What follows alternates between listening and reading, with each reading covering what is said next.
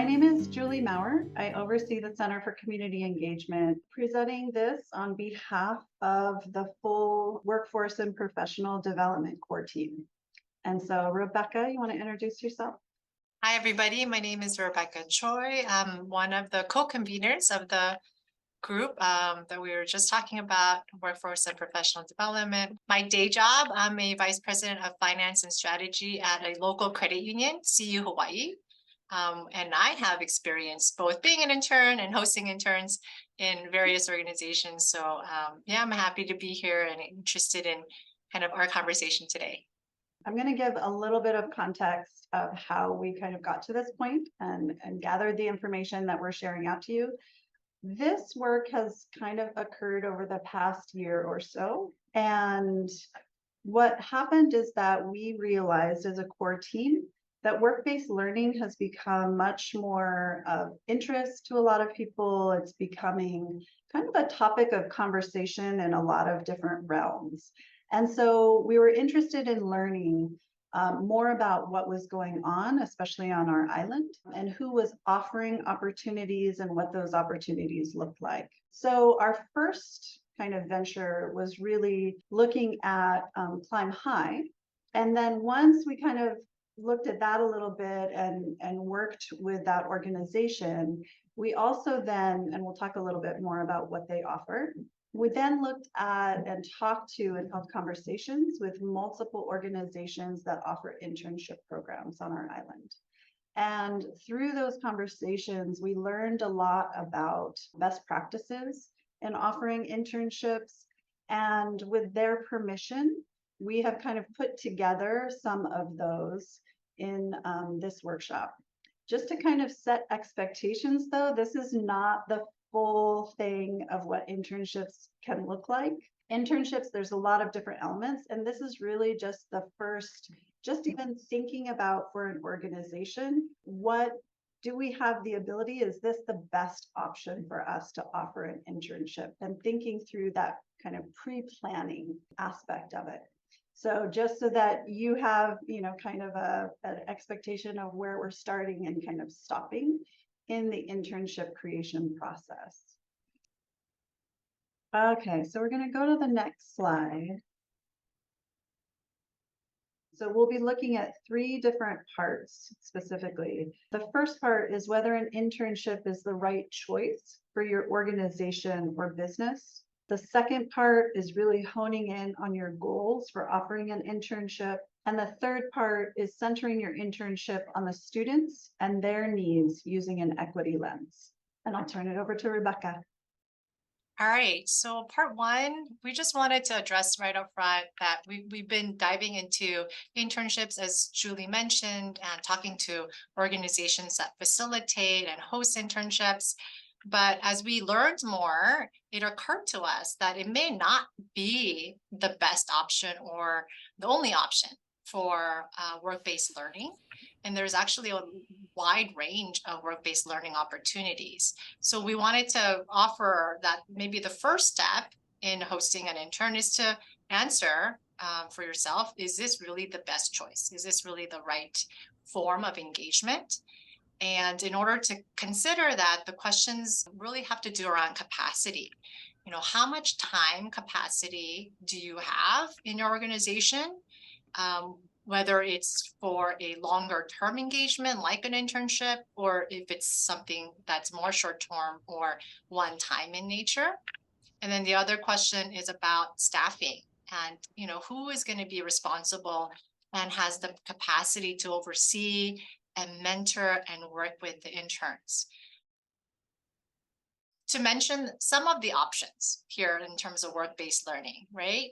If you're like, hey, actually, I don't really have a lot of time, to engage with the youth, but I'd like to do something, working with a school or organization that works with youth to speak about your work and share your experience, help doing mock interviews or participating in school fairs that already happen.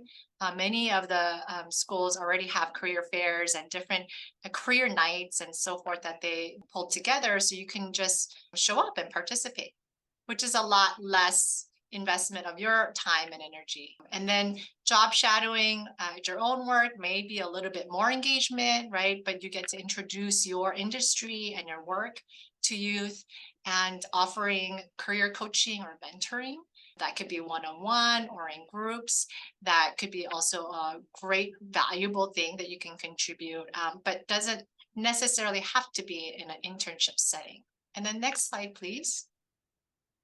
This is how DOE and Hawaii P20 have looked at the range of work-based learning that's available and ways that you could plug in. So if you look at the top of columns, it goes from awareness to exploration and then preparation and training.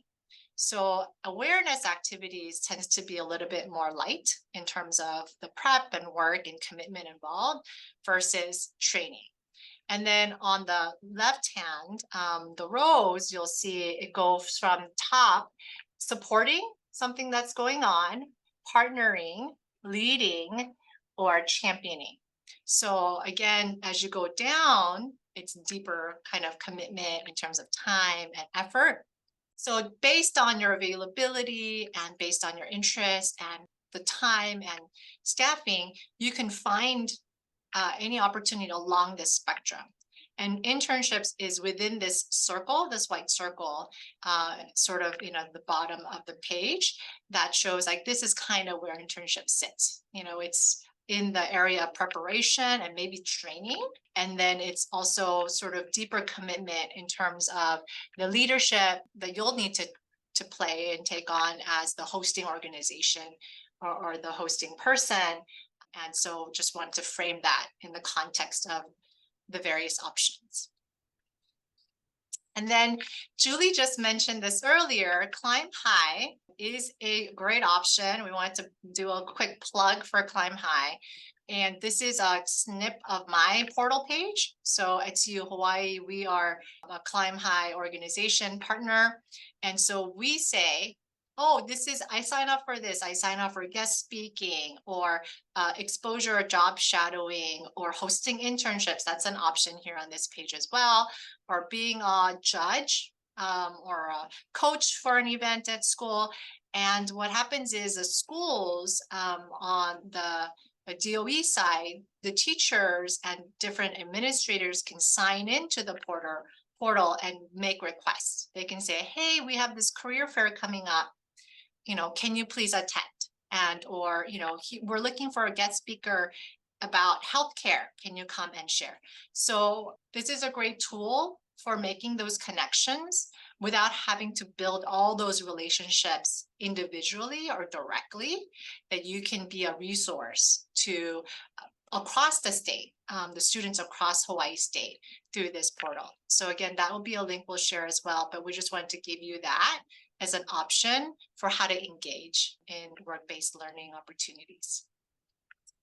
So if you decide that offering an internship is the direction that you want to go in, you have the capacity for it, you have the fiscal capacity, then the first thing you want to do is really think about your goal, because there is kind of a breadth of this. And I'm not sure, when I think back on when I first started offering an internship, I'm not sure if I really honed in on the goal beyond like, we need some help, like, which may not be as clear as you really want it to be. So to give some examples, the first one is to provide a short-term training site. So you may not have jobs available for people, but you do have the knowledge and the capacity to do training in something. So for example, like if you are an organization, there are organizations that offer an annual event every year, and you might be able to have a very short, like 10-day internship opportunity for young people to get a little information and experience in how to do an event, right? How to host and implement an event. And so if that falls on, maybe a spring break or winter break or summer, Then you can also think about what your audience is and who might be available for that. If that's what you're able to do and you have capacity for, and that also may give you some help the day of the event in order to help in hosting the event. So it's kind of a win-win. For many companies, it's really a way to kind of move people into a permanent position, right? And so we know how hard it is to find the right fit for different jobs. And so having an internship position is a way to kind of bring people in and see if this is a good match for what they want to do, what your culture is within the organization, what somebody's skills, and really kind of have that vetting process for both sides, right? Is this a good match for the employee as well as the employer?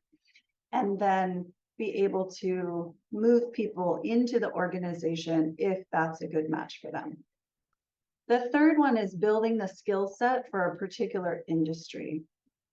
So sometimes there's an industry that might be, a growing industry. So maybe something like green energy right now, data visualization.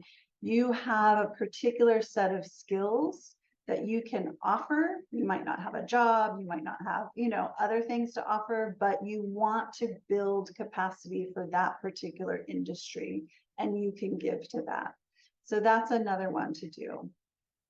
To give back to your community or industry. So this is like if you are a small business in Honokaa, right? And you have had a wonderful, community relationship and success in your business. And so you want to help others, right? The next generation in Honokaa to learn and grow. And so you might have a kind of a smaller audience that you're looking at and saying, I really want to help, the high school students. And so that's my focus in giving them their first work-based learning experience. And then the last one is systems change. And we talked to several organizations in which this is really what they were going for. And this then had impact on how their internship was structured, right? So one example is Akamai, which really works with like the telescopes and astronomy primarily. And the whole kind of motivation for that internship to begin was because the person who started it was a woman in STEM who had something of a negative experience in those work environments. And so her goal then was to really help shift the environments so that they would be more inclusive and welcoming of a more diverse work population. And so what that meant is that in the process of the internship program, there was not just preparation and help on the internship side, but they included training for the host sites and employers so that they were learning and growing and developing their understanding of how to be a more inclusive work site for a more diverse employment group, right? So those are kind of the goals, and thinking through those will help you in then kind of looking at who should my audience be? How do we structure this in order to actually achieve our goal? And so that leads us into who you want to work with. And this decision also impacts everything else, right? If you're working with high school students, when we talked to Hiwedo, which works with high school students, they had a lot of things that they needed to consider, such as transportation, such as student schedules, such as age, right? And how that impacted the laws around working. So that is something to consider. Students can also often get credit through internships. And so working with the school, and that is true as well for college students. They can often get college credit for internships that they work on. And so understanding that and knowing, if that's who you want to work with, who is the person at the university or the community college who can help you in navigating that process And that can really smooth the way and help you in creating good relationships there.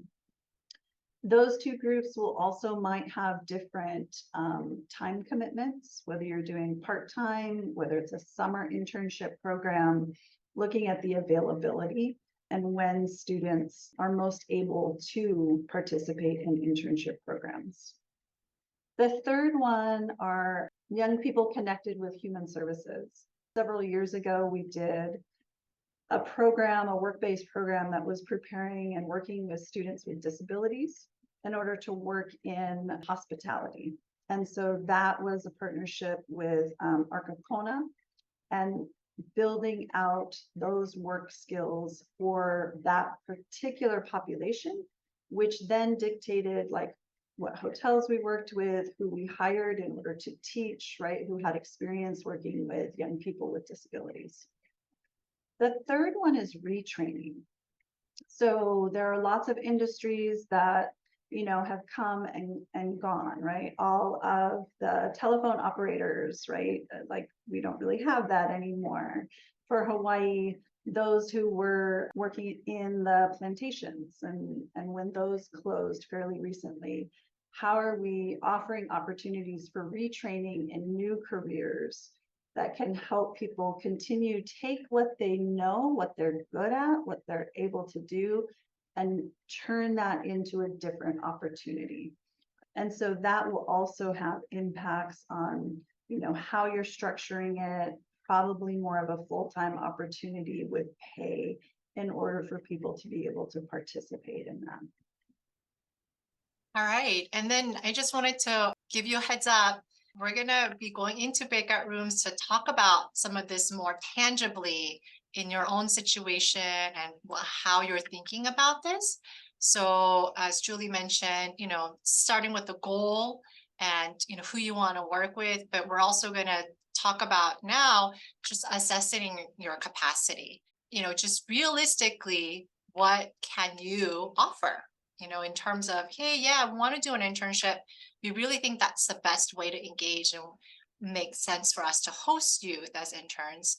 But does it require full-time work because of the scheduling involved in the work? Can it be done part-time? Or is it summer or seasonal? Some work tends to be seasonal in nature or year-round. And who has a capacity internally to mentor the interns? Because, you know, many of you who have hosted interns know it's not just as simple as here's a procedure and go do the job. It's really about making sure you're bridging the learning to say, hey, you know, like, do you understand? How can we help you? And make sure that they're successful in their role. And it takes a bit of mentoring and coaching for any new employee or any new staff, but especially for younger folks who may not have as much experience. And then the last question also would be, you know, what other supports would be needed? You know, maybe there is certain equipment that's needed, or Julie mentioned earlier, for younger students, you may need to provide transportation or find a way to help them get that transportation to work. Or maybe it's some special skill or coaching in communication or email management. You know, we have very different skills and techniques that we use in our various work settings. But to kind of think through, oh, what would someone who is brand new to the workforce or brand new to this environment need to be successful? And one thing we wanted to kind of explore is this idea of mentoring an intern and hosting an intern well is an investment of time and resources, right? And it's a little bit different than just hiring someone who has the experience you need to do the job you need. So it's less maybe transactional in that way. You're not saying, hey, we have a job that's $20 an hour, so we're going to find the best qualified candidate. Depending on your goals, you might be working with somebody who is, you know, not all that experienced or suited for a particular role or job, but the part of the process is to invest in their learning, to increase capacity for your industry, perhaps for your company, develop a pipeline, and be able to pay forward into our community. So we thought that, these are kind of important things to consider as you take the next steps of planning. And then the last one just to mention is around financial capacity, whether you provide paid or unpaid internships. And I think depending on your organization and resources, one may be an option, or one may not be. You may not be able to pay.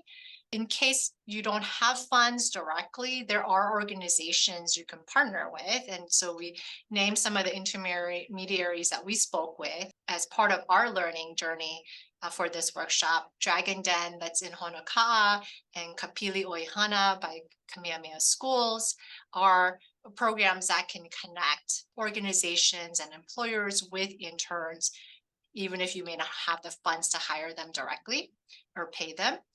And, in terms of paying, I'm not an HR expert, but what I've learned is that there's some tricky, rules, HR rules around, having unpaid interns. So for example, if your unpaid intern is doing work that displaces or replaces a paid position, actually it would be, not something you can do. So there's some lines around paying interns that just ensures that you're going to be okay and you're not going to have any HR issues. So that's potentially a pro for paying interns directly. It also may help motivate the interns, right? If they know that you're paying them directly and it's you're the one assessing their work and working with them, it may be a part of the motivation for interns. And then it also will provide, lastly, an opportunity for students who need income, right? There are students who can't just volunteer because they need to contribute to their household and be able to earn something. So being able to provide a paid internship ensures that those students also, our youth, are available for the opportunity as well. There is a reference at the bottom of this slide. It's actually from the Department of Labor, and it's fact sheet 71, and it talks about the 7 factors that play into a test that they have of determining whether the internship should be paid or can be unpaid. So I encourage you to look at that further and talk to your HR folks in your organizations. But really the test is around the economic reality of how the intern and employer relationship benefits a certain party. So if the relationship is one that really benefits the employer, then the onus is going to be on the employer to pay. But if the benefit is really for the students and it's really designed around student learning and for students to gain practical skills, then it may be something you don't have to pay for. So again, I'm not an HR expert, but just wanted to highlight that there are some HR considerations as you consider paying for your internship program. And we're on this last part, which is really kind of shifting gears from the first 2 parts, which were really focused on the organization and the host site being like figuring out your why, like why are you doing this? What is your real goal? Who do you want to work with, right? What can we offer? And shifting to the intern, figuring out what is their why, right? And so we kind of talked about this in 3 different parts in terms of what we were hearing from internship providers and what they had learned was important to think through. And so the first one is kind of the skills, right? Like understanding what skills the intern already knows what and can bring to the table, what skills they want to develop and learn more about and develop further. And part of that is also understanding kind of their bigger long-term goals, right? And how your internship can help them in moving towards those bigger goals. The second one has to do really more with like the type of culture and environment that your host site has? What does it foster? And how does it meet the needs of the intern themselves? So this is kind of like a lot of things within organizations, especially if you've been there for a while, it's almost like there's a hidden curriculum, like all of the things that people talk about that exist, but nobody actually says outright, all of the expectations that are there, but you don't really say it up front. And so within a workplace, that's the same thing. Like, what is the expectation as far as how people communicate with one another, right? What is the expectation as far as like if you finish something and you need to let your supervisor know, how do you do that, right? As far as, is remote work an option? Are they really picky about, or is there a really strict adherence to people come in at a certain time, people leave at a certain time, or is there flexibility in this area, right? And so that is part of setting those, making those expectations kind of more clear, especially for an intern who is not really going to have as much work experience to be able to adapt as quickly. But it's also having that, creating a sense of belonging for the intern and helping them to feel valued and understand that what they are bringing to the organization is really important and helping really the bigger picture. So creating that sense of my work and what I am bringing is of value. The third part has to do with really the sense of what work is fulfilling. We all have things that motivate us to do the things that we do, to follow the career paths that we follow. So what is it? And that is usually part of our story, right? So if you grew up in a certain way, that might motivate you. Like, we've worked with students who have experienced food insecurity, and that motivates them to work in that area and ensure that that isn't an issue for other people, right?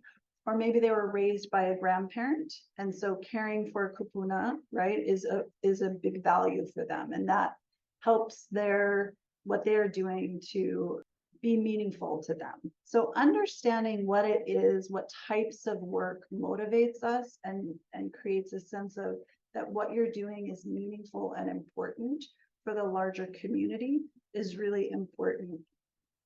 So Amelia is going to help me out a little bit, and we're going to do a role play. And before we do this, I just want to kind of talk a little bit, because sometimes role plays kind of sound like, you know, you should do it exactly like this. And that's not the purpose of the role play at all. The purpose is just to give an example of a conversation between an employer and an employee that kind of tries to get at some of these ideas. But every person is different, both employer and intern. And so these conversations really have to kind of follow what you're comfortable with and what, you know, the intern is comfortable with in talking about. And everybody's going to be a little bit different. So I don't want to, you know, kind of be like, you should be, you know, comfortable talking about these things, because you may not be, and that's okay, right? You may not be at that point. And so everybody has to kind of navigate this.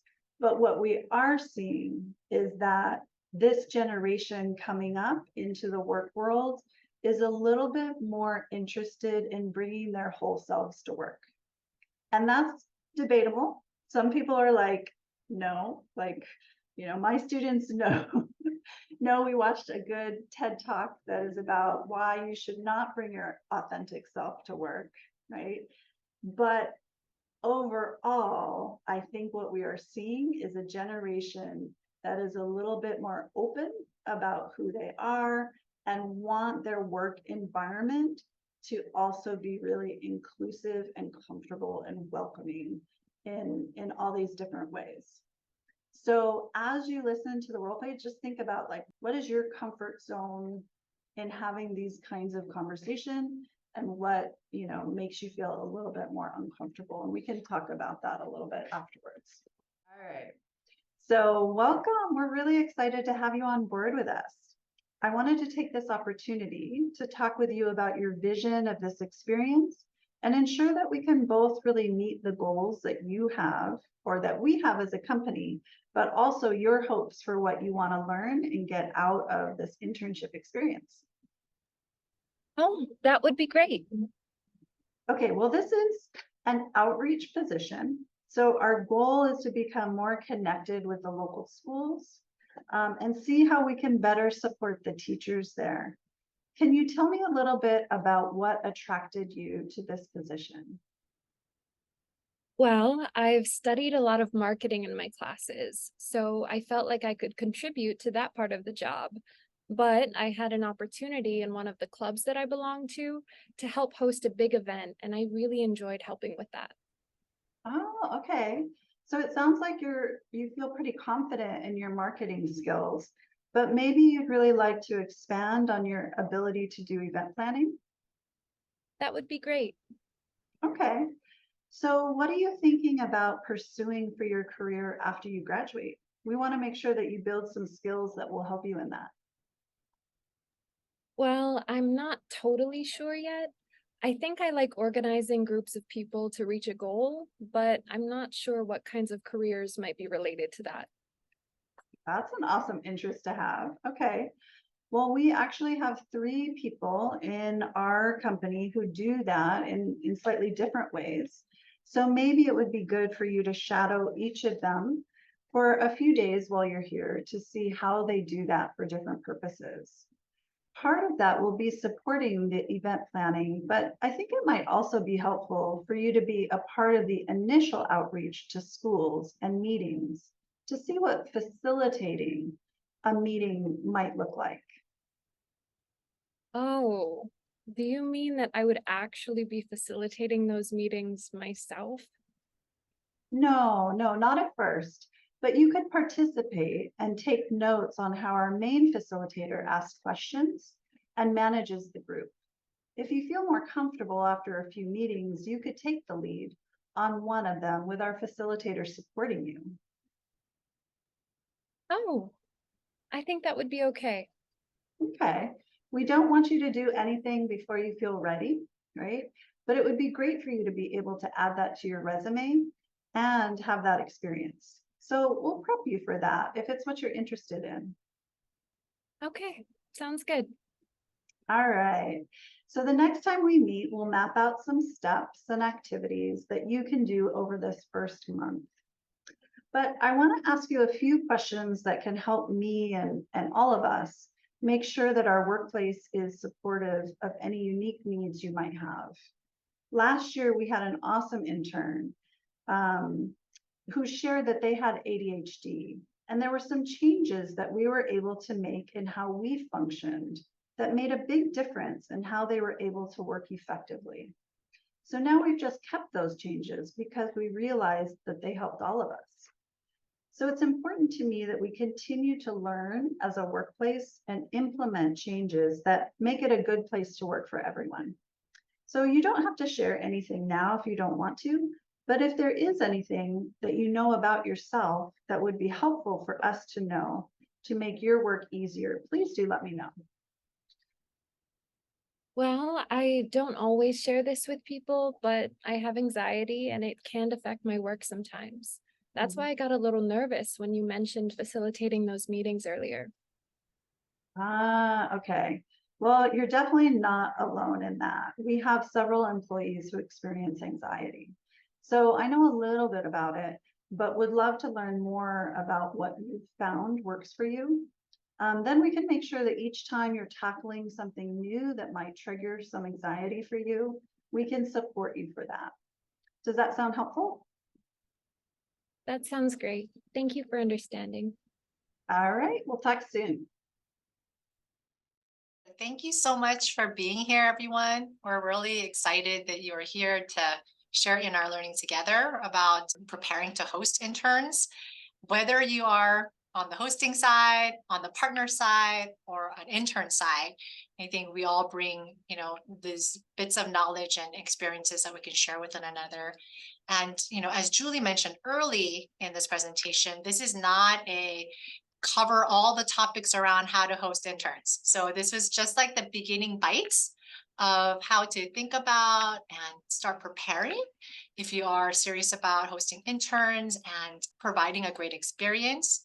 Sounds like we're all on the same page about that. We want these experiences to be meaningful and valuable. And I think there's a lot of other steps too we haven't covered that our workforce and professional development team have talked about. Things like, how do you interview well, onboard well? How do you do the touch points through your internship? How do you evaluate the experience and iterate on that learning? And you all have shared also a lot of important topics today and things to consider. So thank you for that.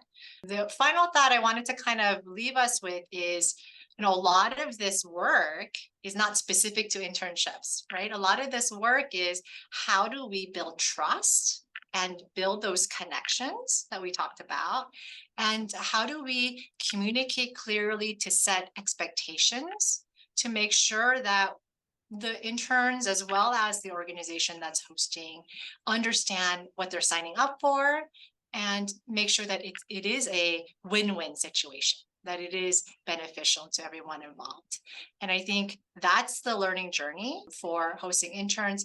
And it's also helpful, like Julie's script was talking about, organizations can learn a lot from hosting interns about the next generation of workers and leaders in our world and how to create our workforce environments that are truly accommodating and are beneficial for all of our workers there. So thank you for joining us today. We just wanted to recognize formally the partners that we did tap their expertise to develop this content and share with you. Gail with Huyana Student Internship Program at Habido, Sharon and Mina at the PIPES program at UH Hilo, Lisa at Akamai work, and Kaylin Serp with the Dragon Den, and Heidi Dangaran with the Kapili Oihana program at Kamehameha Schools. So we thank you, all of you, for contributing to this project. Thank you so much, everyone.